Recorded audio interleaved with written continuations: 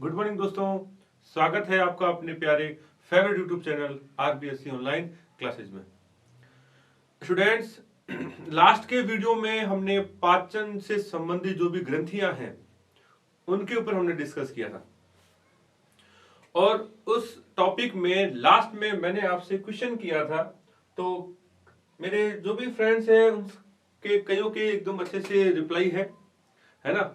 तो इन क्वेश्चंस को आगे लेते हुए फिर हम आज अपना जो नया टॉपिक है भोजन का पाचन वो स्टार्ट करेंगे। तो देखिए दोस्तों, हमने लास्ट में बात की थी कि भाई जो अग्नाशय जो रस है ना, अग्नाशय जो रस है उस अग्नाशय रस के अंदर जो हार्मोन होता है इंसुलिन, है ना। इंसुलिन क्या कार्य करता है? तो दोस्तों, इंसुलिन जो है ये क्या करता है कि हमारे शरीर में जो भी ग्लूकोज है उस ग्लूकोज को ग्लाइकोजन के अंदर बदलने का कार्य करता है। यानी कि हम जो कुछ भी भोजन ग्रहण करते हैं तो उन भोजन को जो ये ग्लूकोज है वो ग्लूकोज इंसुलिन क्या करता है, अतिरिक्त जो ये ग्लूकोज है उस अतिरिक्त ग्लूकोज को ग्लाइकोजन में कन्वर्ट कर देता है। यानी कि हमारे शरीर में जो फाइनली जो भोजन को स्टोर करके रखा जाता है वो ग्लाइकोजन के रूप में रखा जाता है। क्लियर? तो एक चीज यहां और एक इंपॉर्टेंट बात करते हैं, कई कॉम्पिटिटिव एग्जामों में पूछा जाता है ना, कि जो ग्लाइकोजन है इस ग्लाइकोजन को जंतु स्टार्च भी कहते हैं। क्या कहते हैं? जंतु स्टार्च भी कहा जाता है, एनिमल स्टार्च भी कहा जाता है। क्यों कहा जाता है? कारण कि प्लांट के अंदर जो स्टोर्ड फूड होता है, पादपों में जो संग्रहित भोजन होता है वो फाइनली स्टार्च के रूप में होता है। क्लियर? तो वही स्टोर्ड फूड एनिमल्स में यानी कि ह्यूमंस में बात करें तो ह्यूमंस में वो होता है ग्लाइकोजन, और यही कारण है कि ग्लाइकोजन को जंतु स्टार्च भी कहते हैं। क्लियर? फिर हमारा एक क्वेश्चन था कि अगर इंसुलिन की कमी हो जाए, है ना, इंसुलिन की मात्रा कम हो तो कौन सा रोग होगा? तो वो रोग होता है दोस्तों, उसको अपन कहते हैं डायबिटीज या उसको कहते हैं शुगर। क्या कहते हैं? डायबिटीज या शुगर, और हिंदी में कहते हैं मधुमेह। मधुमेह। तो ये जो बीमारी है ये इंसुलिन की कमी हो जाने से होती है। क्यों होती है? कि इंसुलिन बना नहीं, अगर इंसुलिन नहीं बनता है ना, या इसकी मात्रा बहुत कम होती है तो ग्लूकोज को ग्लाइकोजन में नहीं बदला जाता, जिससे क्या होता है कि रक्त के अंदर, है ना, ब्लड के अंदर जो ग्लूकोज जो लेवल है वो धीरे धीरे बढ़ता जाता है। ये पहुंच जाता है आपके 200, 300, 350, कई कई तो 400, 450 लेवल तक पहुंच जाता है, राइट, ब्लड शुगर। तो लगातार शुगर की जो मात्रा बढ़ जाती है, यानी कि ग्लूकोज की मात्रा बढ़ जाती है, तो उसी बीमारी को शुगर या मधुमेह कहते हैं। ठीक है? तो ये था आपके अग्नाशय रस से संबंधित इंसुलिन जो हार्मोन है उसके बारे में। क्लियर? चलो, तो एक क्वेश्चन दोस्तों आज मैं आपसे और करूंगा। आप लोग बताएं कि ये अग्नाशय के अंदर, अग्नाशय में कौन सी जो कोशिका है ना, कौन सी जो कोशिका है, कौन सी कोशिका है जो इस इंसुलिन का स्त्रावण करती है? तो दोस्तों, इस क्वेश्चंस का आप अपने कमेंट्स बॉक्स में जरूर रिप्लाई करेंगे। क्लियर? अच्छा, अब हम आगे बात करते हैं पाचन की क्रिया। तो आज का जो हमारा टॉपिक है वो है पाचन की क्रिया, राइट।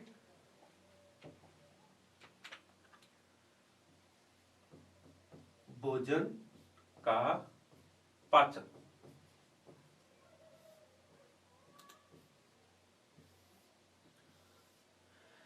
दोस्तों, इससे पहले के वीडियोस में मैंने आपसे क्वेश्चन भी किया था। उस क्वेश्चन था कि भाई जो 20-25 साल के जो बच्चे होते हैं उनमें दंत सूत्र क्या होता है। तो मैंने देखे हैं कि कुछ एक बच्चों के रिप्लाई थोड़े से गड़बड़ है, बाकी ऑलमोस्ट सभी बच्चों के जो आंसर्स हैं वो एकदम सही है। ठीक है? तो इसको थोड़ा सा ध्यान रखना दोस्तों कि जो 20-25 साल के जो बच्चे होते हैं, है ना, तो उनके अंदर जो दांत का जो सूत्र होता है ना, टीथ फॉर्मूला जो होता है, तो पहले हम थोड़ा उसकी बात कर लेते हैं। ICPM एंड PM, है ना, यानी कि incisor, canine, premolar and molar. ध्यान रखना दोस्तों, जो 20-25 साल के जो बच्चे होते हैं, यानी कि टीनेजर जो होते हैं, किशोर जो होते हैं, उनके अंदर फॉर्मूला होता है 21-22/21-22।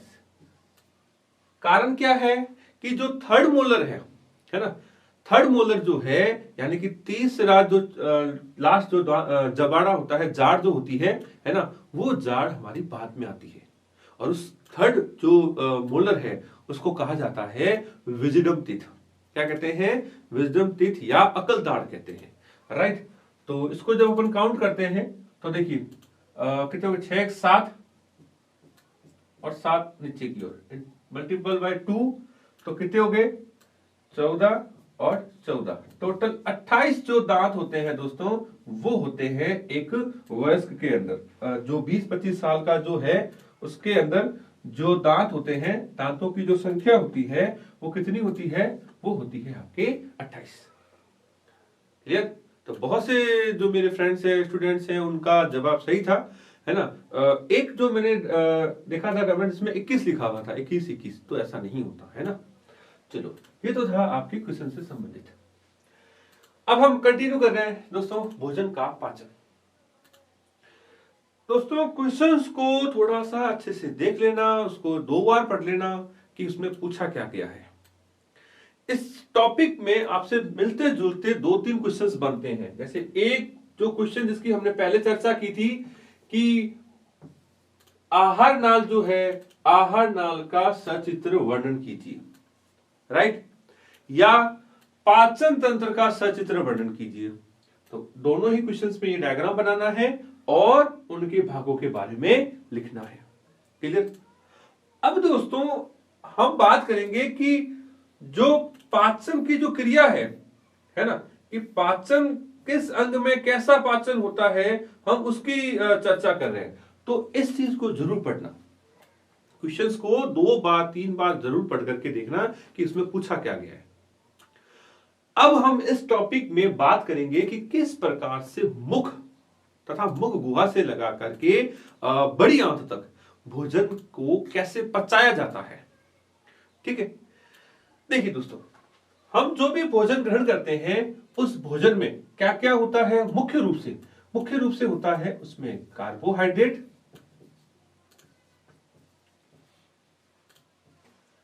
क्लियर, देन प्रोटीन, वसा, ठीक है। अन्य में बात करें ना, तो अन्य के अंदर आपके हो जाते हैं खनिज लवण, विटामिन्स, है ना, जल आदि, जल। तो ये जो है, ये भी हमारे भोजन में कहीं ना कहीं पचते हैं, यानी कि जो पाचन की जो प्रक्रिया होती है उनमें इन सबको ठिकाने लगाया जाता है। ठिकाने लगाने मींस कि ये एक जटिल पदार्थ है ना, कॉम्प्लेक्स सब्सटेंस है। इनको सरल जो अणु है ना, सिंपल जो इनके जो स्ट्रक्चर्स होती है उनमें इनको तोड़ा जाता है। तो आप लोग केमिस्ट्री पढ़ते हैं तो आपको ये तो अच्छे से पता होगा कि कार्बोहाइड्रेट की यूनिट क्या होती है, यानी कि कार्बोहाइड्रेट किससे मिलकर के बनता है। इसी तरीके से प्रोटीन कैसे बनती है और वसा कैसे बनती है। क्लियर? तो कहने का मतलब है ये जो जटिल जो अणु है पाचन के दौरान, है ना, पाचन के दौरान इन्हीं जटिल अणुओं को, जैसे कार्बोहाइड्रेट, प्रोटीन, वसा, खनिज लवण, जल, विटामिन आदि को क्या किया जाता है, उनके सरल अणुओं में तोड़ा जाता है। क्लियर? तो मुख्य रूप से ध्यान रखना दोस्तों, इन तीनों को इनके सरल जो अणु है उनमें तोड़ा जाता है। तो हम देखेंगे कि पाचन के दौरान आहार नाल के हर एक भाग में किसको किस तरीके से पचाया जाता है। तो चलो स्टार्ट करते हैं। हमारा जो फर्स्ट जो टॉपिक है पाचन से संबंधित है ना, तो फर्स्ट जो टॉपिक है दोस्तों, वो फर्स्ट हमारा बिंदु है आज का, मुख गुहा में पाचन। मुख गुहा में पाचन क्या है दोस्तों? मुख गुहा में पाचन। दोस्तों याद करो, हमने बात की थी आहार नाल की संरचना में कि मुख गुहा में एक विशेष प्रकार की ग्रंथि पाई जाती है। कौन सी ग्रंथि होती है दोस्तों? कौन सी होती है? राइट, लार ग्रंथि है ना, सलाइवरी ग्लैंड। तो दोस्तों होता क्या है कि मुख गुहा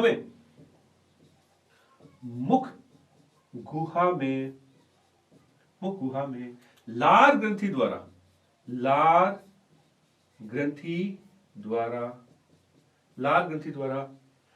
लाला रस है ना, किसका दोस्तों? लाला रस। देखिए दोस्तों, उसको लाला रस भी कहते हैं, लार भी बोलते हैं। तो लाला रस ऑब्लिक लार हो गया, केवल आप उसको लार भी कह सकते हो, है ना। का स्त्रावण होता है जो भोजन को लसलसा बनाता है। तो देखिए, मुख गुहा में जो लाल ग्रंथि है, उस लाल ग्रंथि के द्वारा लाला रस यानी कि लार का यानी कि सलाइवा का सिक्रेशन किया जाता है। और ये जो सलाइवा है, ये जो भी हमने बाइट ली है ना, मुंह में जो निवाला हमने लिया है, उस निवाले को पचाने में, है ना, पचाने के दौरान लसलसा बनाता है। ध्यान रखना दोस्तों, इस कार्य में, है ना, इस फंक्शन में दांतों के द्वारा तो भोजन को चबाया जाता है ना, छोटे छोटे टुकड़ों में तोड़ा जाता है।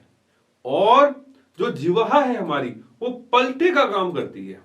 किसका काम करती है? पलटे का, यानी कि भोजन को इधर उधर दांतों के बीच में पटकने का काम करती है। और इन सब में महत्वपूर्ण जो रोल होता है, वो होता है दोस्तों हमारी लार का। इस लार के द्वारा अब भोजन को लसलसा बनाया जाता है, और ये लार भोजन में घुल जाती है अच्छे से, है ना। एक चिपचिपा सा उसको चेंज कर दिया जाता है। तो जब भोजन लसलसा बन जाता है, यानी कि यहां पर पाचन स्टार्ट हो जाता है। दोस्तों बहुत इंपॉर्टेंट है, ध्यान रखना कि जब ये भोजन लसलसा बन जाता है, तो ये लार क्या करता है? लार में होता क्या है? लार में क्या होता है? लार में सलाइवरी एमाइलेज। क्या होता है? लारीय एमाइलेज लसलसा बनाता है। इसमें आगे बात करें, लार में उपस्थित लारीय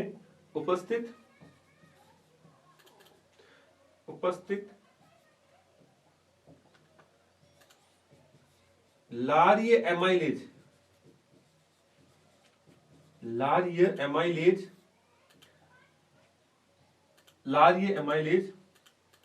भोजन में उपस्थित स्टार्च को माल्टोज में बदल देता है। ये देखिए दोस्तों इंपॉर्टेंट चीज होती है। क्या होता है? देखिए कि जो भोजन हमने ग्रहण किया है, देखिए भोजन के रूप में हम क्या खाते हैं? चपाती यानी कि रोटी, है ना, दाल, चावल, सब्जी। तो ये कहीं ना, ये सारी चीजें हमें कहां से मिलती है? पादपों से मिलती है ना। तो उनको हम बॉयल करके हम लोग यूज करते हैं, तो फिर भी उनके अंदर स्टार्च की मात्रा रहती है। तो होता क्या है कि मुख गुहा में ये जो स्टार्च है ना, इस स्टार्च को दोस्तों ध्यान रखना, माल्टोज में, किसमें बदल दिया जाता है? माल्टोज में बदल दिया जाता है। किसके द्वारा? एमाइलेज के द्वारा। किसके द्वारा? एमाइलेज के द्वारा। एमाइलेज कौन है? एंजाइम। और ध्यान रखना दोस्तों, इस सलाइवा का जो पीएच है वो होता है 6.8, यानी कि एकदम आपके वीक एसिडिक होता है, यानी कि उदासीन के आसपास होता है ना। 6.8 इसकी पीएच होती है। तो दोस्तों यहां आपसे पूछा भी जा सकता है कि लार का पीएच कितना होता है ना। लार का जो पीएच कितना होता है वो होता है 6.8। तो दोस्तों मुख गुहा में बहुत इंपॉर्टेंट काम होता है, ध्यान रखना। मैं एक बार फिर से रिपीट कर रहा हूं कि पाचन जो शुरू है ना, इंपॉर्टेंट चीज है दोस्तों, ध्यान रखना कि पाचन जो है, पाचन की क्रिया, पाचन की क्रिया मुख गुहा में ही शुरू हो जाती है। मुख गुहा में, मुख गुहा में शुरू हो जाती है, शुरू हो जाती है। जिस दौरान क्या होता है, जिस दौरान भोजन में जो भी स्टार्च है। अब दोस्तों देखो, आपको अच्छे से पता होगा स्टार्च कौन होता है। स्टार्च कार्बोहाइड्रेट का ही एक पार्ट है, या यूं कहूं कि एक हार्डर या जटिल जो एक कंपाउंड है जिसको माल्टोज में बदला जाता है। यानी कि ये जो स्टार्च है, स्टार्च को माल्टोज यानी कि इसके सरल पार्ट में चेंज कर दिया जाता है। समझ रहे हो, ये इससे जटिल होता है। इसको डाइजेस्ट करके, पचा करके इसको माल्टोज में बदल दिया जाता है। क्लियर। और ये स्टार्ट कहां हो जाता है, तो दोस्तों बहुत इंपॉर्टेंट है। कई बच्चे कंफ्यूज हो जाते हैं कि सर पाचन की तो क्रिया आमाशय में स्टार्ट होती है ना। नथिंग, ध्यान रखना, पाचन जो है मुख गुहा में स्लाइटली शुरू हो जाता है। और महत्वपूर्ण अभिक्रिया होती है कि इस एमाइलेज के द्वारा, यानी कि लार के द्वारा, इसके द्वारा, लार के द्वारा, मैं यहां लिख देता हूं लार, है ना। तो लार के द्वारा जो भोजन है उस भोजन को माल्टोज में बदल दिया जाता है। क्लियर। तो ये तो था आपके मुख गुहा में पाचन की क्रिया। तो मुख गुहा में जो पाचन की जो क्रिया है, ये आपकी कहां स्टार्ट हो जाती है, ये आपके स्टार्ट हो जाती है मुख गुहा में, जिसमें स्टार्च को माल्टोज में बदल दिया जाता है। क्लियर। अब यहां गौर से देखिए, होता क्या है दोस्तों कि ये मान लीजिए गला है, ये हमारा गला है। क्लियर। और गले के अंदर ये होता है आपकी एपिग्लोटिक्स। क्या होता है, एपिग्लोटिक्स। तो दोस्तों जब भोजन जो है वो हमारे मुख में है ना, जब हमारे मुख में है, उसको अपन निवाला कहते हैं। जैसे कि अगर हम बात करें, जैसे थाली में हमारा जो भोजन है उसको हम भोजन या रोटी कहते हैं। उसकी हमने जो एक बाइट को तोड़ा, मुंह में लिया, वो एक बाइट हो गई। मुंह में जब इसको चबाया जाता है, चबाने के बाद जैसे ही हम इसको निगलते हैं, तो दोस्तों ध्यान रखना, बहुत इंपॉर्टेंट है कि इस स्ट्रक्चर को, एक अर्ध ठोस बॉल की तरह जो स्ट्रक्चर बन जाती है, इसको कहा जाता है दोस्तों बोलस। क्या कहते हैं, बोलस। तो मैं रिपीट कर रहा हूं कि जब भोजन मुख गुहा से नीचे गले से होता हुआ ग्रासनाल में जाता है, तो एक अर्ध ठोस बॉल में बदल जाता है, यानी कि लसलसी बॉल के रूप में बदल जाता है, और उसको कहते हैं बोलस। क्लियर। यानी कि अब ये जो भोजन है, अब ये जो भोजन है, यानी कि जो बोलस के रूप में कहा जाएगा, बोलस के रूप में अब ये जो भोजन है वो आगे जाता है आपके ग्रसिका में। कहा जाता है दोस्तों, ग्रसिका में। तो यही ग्रसिका को हम बात कर लेते हैं। इंपॉर्टेंट चीज है कि ग्रसिका में, यानी कि इसोफेगस में, है ना, किसी भी प्रकार का, किसी भी प्रकार का पाचन नहीं होता, पाचन नहीं होता, नहीं होता है। ये इसकी इंपॉर्टेंट चीजें ध्यान रखना दोस्तों कि ग्रसिका यानी कि इसोफेगस केवल एक रास्ता है, केवल एक ट्रैक है ना, जिसमें क्या होगा कि जो गले से जो भोजन आया है, उस गले से आने वाले भोजन को आपके आगे कहां पहुंचा दिया जाएगा, आगे पहुंचा दिया जाता है दोस्तों अमाशय में। कहां पहुंचाया जाएगा, अमाशय में। क्लियर। कोई डाउट। चलो, तो दोस्तों ध्यान रखना, हमने बात की थी कि ग्रसिका यानी कि इसोफेगस जो है एक रास्ता है जिससे भोजन आगे कहा जाता है, भोजन आगे जाता है आपके अमाशय में। यहां पर एक कपाट होता है ना, यहां पर एक कपाट होता है, यानी कि स्फिंक्टर, अवरोधनी पाई जाती है, जिसकी हमने संरचना में बात की थी। तो दोस्तों आपको बताना है इस अवरोधनी का नाम क्या है, अवरोधनी। अब आप अवरोधनी कह दें या कपाट कह दें, एक ही बात है ना। तो दोस्तों आपको इस अवरोधनी का नाम बताना है भाई, अवरोधनी का नाम बताना है। तो आज के इस वीडियो में आपका पहला जो क्वेश्चन है वो यहीं से स्टार्ट होता है। तो मैं जरूर देखना चाहूंगा कि मेरे जो भी फ्रेंड्स हैं, स्टूडेंट्स हैं, वो वीडियो को कितना अच्छे से देख रहे हैं। तो दोस्तों पिछली जो क्लासेस थी उन वीडियोस में हमने इस स्प्लिटर के ऊपर अच्छे से बात की हुई है। क्या कि जो ग्रासनाल यानी कि ग्रसिका जो है, ग्रसिका से अमाशय के बीच में जो भोजन नीचे पहुंचता है, तो यहां एक कपाट यानी कि वाल्व यानी कि अवरोधनी पाई जाती है, जिससे भोजन वापस ऊपर ना आए। राइट। और एक अपवाद भी हमने देखा था, वो था वोमिटिंग यानी कि उल्टी। अब उसका नाम भी दोस्तों उल्टी है ना। तो ये उल्टी वे में भोजन जो है वो एक अपवाद स्वरूप उस वक्त आ जाता है। क्लियर। चलो अब आगे बात करते हैं। अब देखिए दोस्तों, अब जो भोजन है ये भोजन आपके आगे जाता है कहां? अमाशय में। तो अब हम हमारा नेक्स्ट जो पॉइंट ले रहे हैं वो है अमाशय में पाचन। अब हम क्या ले रहे हैं? अमाशय में पाचन। अमाशय में भोजन का पाचन। अब हम क्या बात कर रहे हैं दोस्तों? अब देख रहे हैं कि अमाशय के अंदर ऐसा क्या होता है कि जिसमें भोजन को पचाया जाता है। अब क्या देख रहे हैं? अमाशय में भोजन का पाचन। तो दोस्तों देखिए, अमाशय जो है ये एक जे आकृति का अंग होता है। क्या होता है दोस्तों?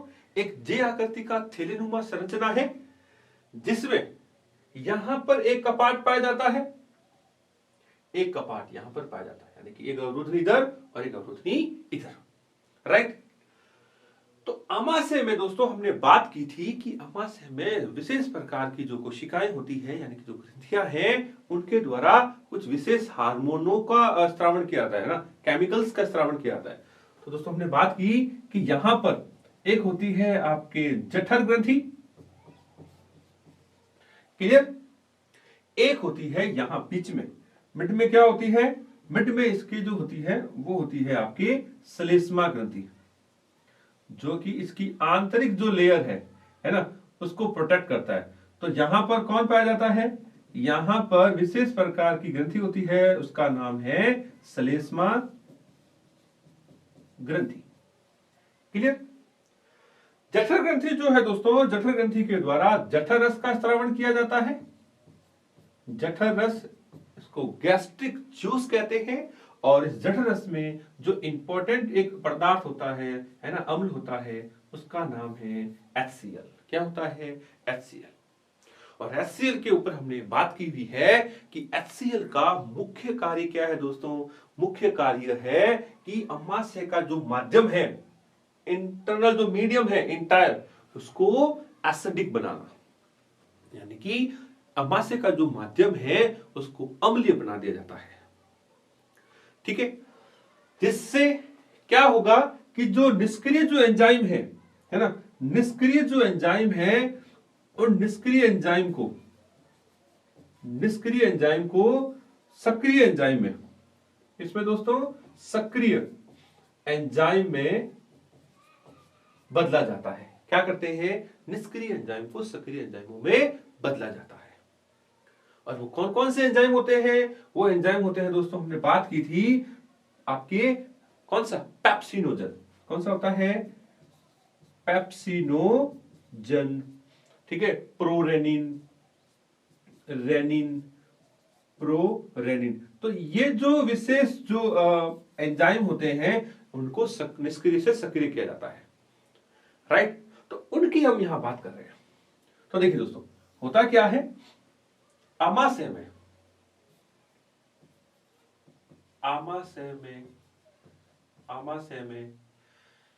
HCl के द्वारा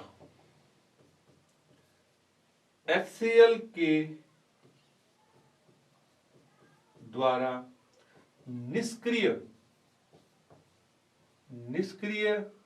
एंजाइम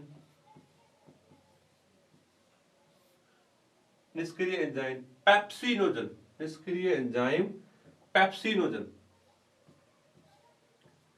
पेप्सिनोजन को सक्रिय एंजाइम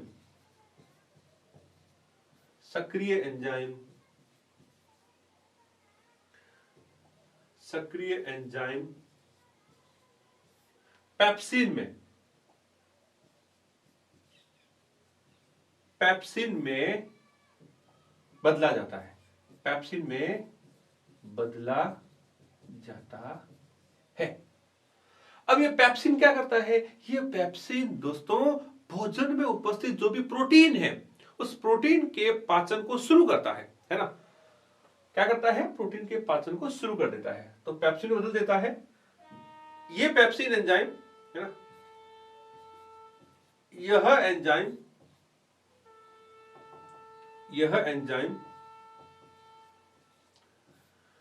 प्रोटीन का पाचन करता है। क्या करता है दोस्तों? ये एंजाइम प्रोटीन का पाचन करता है। तो इसको आप ट्रिक से याद कर सकते हो। कैसे याद कर सकते हो? पी से पेप्सिनोजन, उसको पेप्सिन में बदला, और पेप्सिन आके किसको तोड़ता है? प्रोटीन को तोड़ने का कार्य करता है। क्या करता है दोस्तों? प्रोटीन को तोड़ने का कार्य करता है, और प्रोटीन को उनके सरल अणु प्रोटियोजेज में तोड़ देता है। क्लियर? तो ध्यान रखना दोस्तों, आमाशय में मुख्य रूप से जो प्रोटीन है उस प्रोटीन का पाचन स्टार्ट कर दिया जाता है। राइट? चलो अब आगे बात करें। अब आगे देखिए, अब अपन बात कर रहे हैं कि जो भोजन है वो भोजन जब आमाशय में पच जाता है, आमाशय में पचने के बाद में उसको आगे कहां छोड़ दिया जाता है? छोटी आंत में। तो यहां एक इंपॉर्टेंट चीज दोस्तों ध्यान रखना कि आमाशय में, यहां एक इंपॉर्टेंट चीज ध्यान रखना दोस्तों कि आमाशय में प्रोटीन का तरीके से पाचन हो गया है ना, तो आमाशय में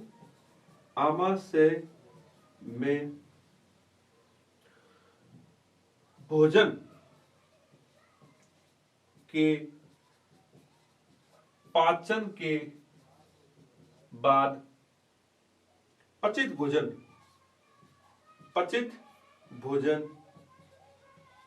आगे छोटी आंत में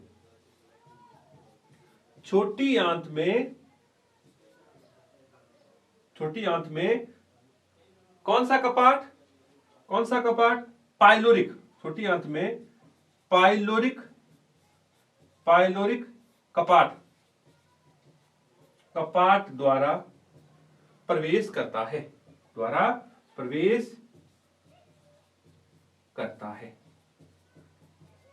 क्या करता है दोस्तों कि जब भोजन आमाशय में पचना स्टार्ट हो जाता है, पच जाता है, तो वो पचित जो भोजन है वो आगे कहां जाता है?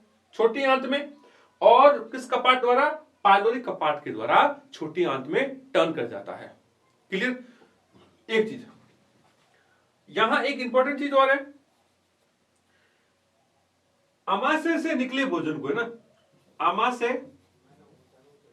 आमाशय से निकले पचित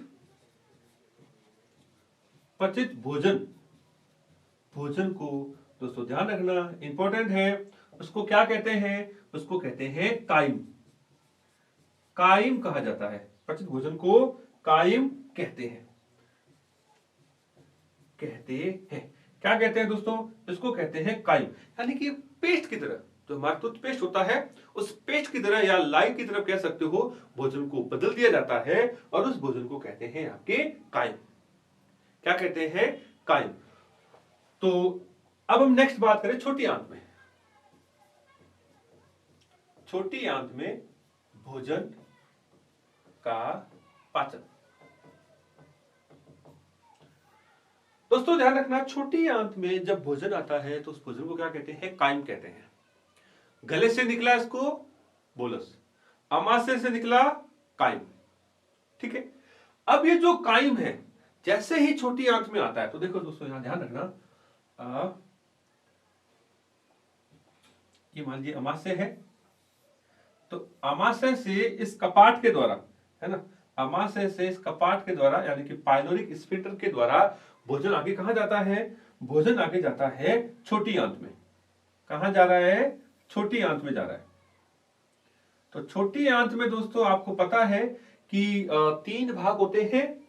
स्टार्टिंग जो भाग है उसको कहते हैं ग्रहणी यानी कि ड्यूडेनम, राइट।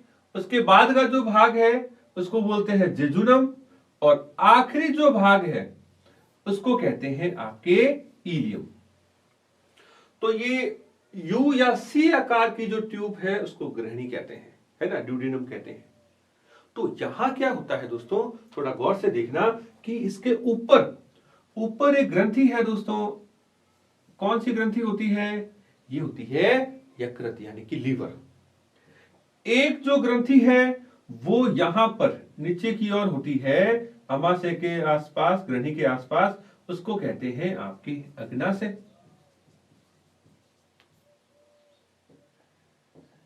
ये हो गई आपकी यकृत। क्लियर?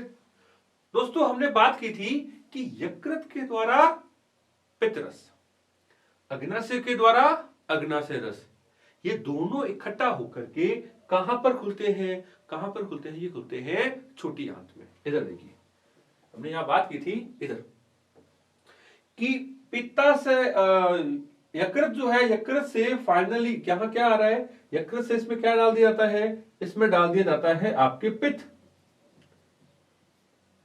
पित्तरस, राइट। और अग्नाशय जो है, जो कि अग्नाशय वाहिनी के द्वारा यहां इसमें क्या डाल रहा है? ये इसमें डाल देता है आपके अग्नाशय रस, अग्नाशय रस। क्लियर? ये दोनों यहां आकर के, और इसको कहां डिस्चार्ज कर दिया जाता है? इसको डिस्चार्ज कर दिया जाता है दोस्तों छोटी आंत में। ऐसा क्यों? ऐसा इसलिए दोस्तों कि आमाशय से जो भोजन छोटी आंत के अंदर आया है, आमाशय से जो भोजन छोटी आंत में आया है, यानी कि काइम, काइम का मीडियम क्या है? काइम एक अम्लीय पदार्थ, पेस्ट की तरह है। और दोस्तों अम्लीय माध्यम में छोटी आंत के अंदर भोजन नहीं पचता। क्यों? क्योंकि छोटी आंत में भोजन को पचाने के लिए क्षारीय माध्यम चाहिए। तो होता क्या है दोस्तों, यहां अग्नाशय और जो यकृत है उनके द्वारा जो पदार्थ है, उन पदार्थों को छोटी आंत में छोड़ दिया जाता है। और जैसे ही ये पदार्थ छोटी आंत में आते हैं, छोटी आंत में भोजन का पाचन स्टार्ट हो जाता है, एकदम ताबड़तोड़ तरीके से, है ना। कि यहां छोटी आंत में ध्यान रखना संपूर्ण भोजन का पाचन होता है। तो छोटी आंत के विषय में एक इंपॉर्टेंट चीज है, ध्यान रखना कि यहां क्या होता है? संपूर्ण भोजन का पाचन होता है भाई। तो छोटी आंत के विषय में एक इंपॉर्टेंट चीज ध्यान रखना दोस्तों कि छोटी आंत में संपूर्ण भोजन का पाचन किया जाता है। हमने जो कुछ भी खाया है ना, उस सबको पचा दिया जाता है। तो अब यहां हम स्पेसिफिक पॉइंट को लेते हुए स्टार्ट मैं करूंगा यकृत का जो पित्तरस है। यकृत से क्या निकलता है दोस्तों? पित्तरस। तो ये पित्तरस जब भोजन के साथ मिलता है तो ये क्या काम करता है? तो देखिए दोस्तों, जैसे ही पित्तरस जो है वो भोजन में मिलता है तो भोजन में उपस्थित जो वसा है, वसा का पाचन किया जाता है। कैसे? देखिए, वसा प्लस पित्त रस, है ना। तो वसा जो है बड़े अणु होते हैं, उनको छोटे छोटे अणुओं में तोड़ दिया जाता है। तो क्या किया जाता है? वसा को छोटे छोटे अणु यानी कि वसीय अम्ल,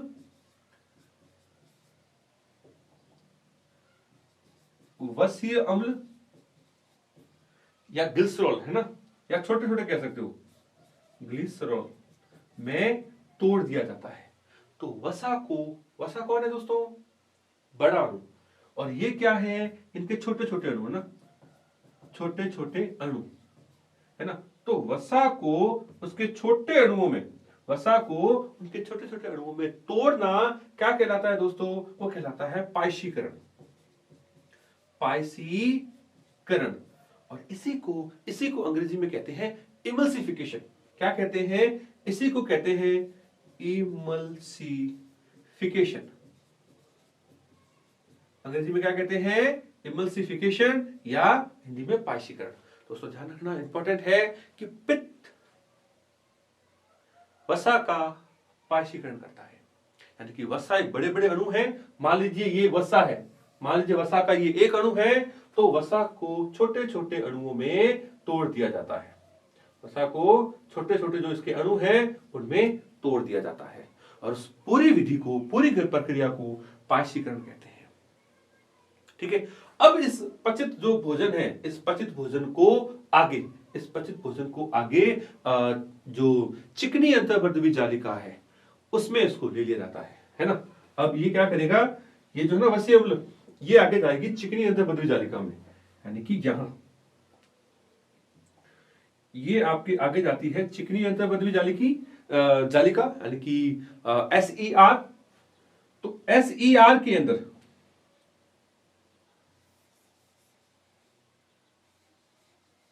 है ना, SER के अंदर जब ये वसा की छोटी छोटी बूंदें अंदर जाती है, तो दोस्तों ध्यान रखना क्या किया जाता है, यहां पर चिकनी अंतर्वर्धी जालिका में इसको कवर किया जाता है। किससे? प्रोटीन के कवर से। इसके चारों ओर प्रोटीन का आवरण कर दिया जाता है, और जैसे ही इसमें चारों ओर प्रोटीन का आवरण करते हैं दोस्तों, अब इस संरचना को कहते हैं काइलोमाइक्रोन। काइलोमाइक्रोन। और ये काइलोमाइक्रोन दोस्तों इंपॉर्टेंट स्ट्रक्चर है, कारण कि इस काइलोमाइक्रोन को आगे इसमें से निकाल करके, इस काइलोमाइक्रोन को आगे निकाल करके कहां डाल दिया जाता है, इसको दोस्तों आगे डाल दिया जाता है आपके लैक्टियल ट्यूब्स में। किसमें डाल दिया जाता है? लैक्टियल ट्यूब्स, यानी कि किसमें? लसिका में। किसमें दोस्तों? लसिका में। इस तरीके से, तो लसिका में इस तरीके से जो छोटी छोटी वसा की जो बूंदे हैं उनको स्टोर करके रख लिया जाता है। तो दोस्तों एक बार फिर से मैं रिपीट करूंगा कि छोटी आंत में जो भोजन के पाचन की प्रक्रिया जो होती है, जिसमें वसा को छोटे छोटे अणुओं में तोड़ दिया जाता है, इस पूरी विधि को कहते हैं पायसीकरण, इमल्सिफिकेशन। इस छोटे छोटे अणुओं को आगे डाल दिया जाता है चिकनी अंतर्वर्धी जालिका में। कहां पर? SER में। SER में डाल दिया जाता है। जैसे ही SER में जाते हैं, इसके चारों ओर प्रोटीन की कवरिंग होती है, और जैसे ही प्रोटीन की कवरिंग होती है, अब इसको कहते हैं काइलोमाइक्रोन। और ये जो वसा की छोटी छोटी बूंदें काइलोमाइक्रोन के रूप में आगे कहां जाती है? लैक्टियल वाहिनी। आगे कहां जाती है? लैक्टियल वाहिनी। लैक्टियल वाहिनी, या इसको लसिका वाहिनी कहते हैं। लसिका वाहिनी में डाल दी जाती है, जिसमें आगे हम बात करें तो ये इसका स्टेप्स रहता है कि प्रोटीन के जो भी सब्सटेंस हैं उनको डाइपेप्टाइड में बदल दिया जाता है। ये जो काइम है, इस काइम को आगे अग्नाशय एमाइलेज के द्वारा डाइसैकेराइड में तोड़ दिया जाता है। ये देखो, वसा को डाइग्लिसरॉल में तोड़ दिया जाएगा, उसको आगे मोनोग्लिसराइड के रूप में। देन आगे अग्नाशय रस में जो ये एंजाइम है, न्यूक्लियस एंजाइम, ये क्या करेगा? न्यूक्लिक अम्ल, यानी कि DNA और RNA जो भी है, न्यूक्लिक एसिड, उनको वापस फाइनली न्यूक्लियोसाइड में तोड़ दिया जाएगा। यानी कि DNA के जो सिंपल स्ट्रक्चर है उसमें तोड़ दिया जाएगा, न्यूक्लिक अम्ल को न्यूक्लियोटाइड में और न्यूक्लियोटाइड को न्यूक्लियोसाइड में। देन और आगे बात करें कि डाइपेप्टाइड है, उसको एमिनो अम्ल में, माल्टोज जो कि मुख गुहा में बनना स्टार्ट हो गया था, उसको माल्टेज एंजाइम द्वारा आपके ग्लूकोज में तोड़ दिया जाएगा। ठीक है। इसी तरीके से लैक्टोज को ग्लूकोज और ग्लैक्टोज में, सुक्रोज को ग्लूकोज और फ्रक्टोज में। इस तरीके से फाइनल अगर हम बात करें तो वसा, कार्बोहाइड्रेट, प्रोटीन, उन सबको कंप्लीटली सिंपल अणुओं में तोड़ दिया जाता है। ठीक है। तो छोटी आंत के अंदर इस तरीके से जब भोजन का पाचन हो जाता है, तो दोस्तों ध्यान रखना, तो छोटी आंत में इंपॉर्टेंट चीज है कि छोटी आंत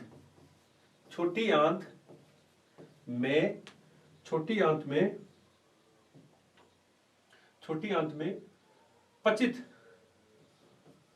पचित जो भोजन है, इसको क्या कहते हैं अपन? काइम। तो मैं ब्रैकेट में लिख देता हूं, काइम को जो पचा दिया जाता है, तो ये जो पचित भोजन है उसका अवशोषण हो जाता है, अवशोषण कर लिया जाता है, कर लिया जाता है तथा अपचित अपचित भोजन, अपचित भोजन यानी कि अपशिष्ट, है ना, अपचित भोजन यानी कि अपशिष्ट, अपशिष्ट आगे बड़ी आंत में डाल दी जाती है, बड़ी आंत में डाल दिया जाता है। और बड़ी आंत में दोस्तों ध्यान रखना, भोजन का किसी प्रकार का पाचन नहीं होता, यहां केवल और केवल जल का अवशोषण होता है। क्या होता है? केवल और केवल जल का अवशोषण किया जाता है। तो दोस्तों उम्मीद करता हूं कि आज का जो ये टॉपिक है भोजन का पाचन, वो आपको अच्छे से समझ में आया है।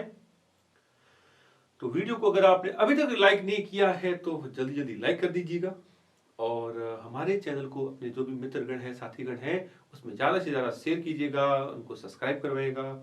थैंक यू दोस्तों, थैंक यू सो मच।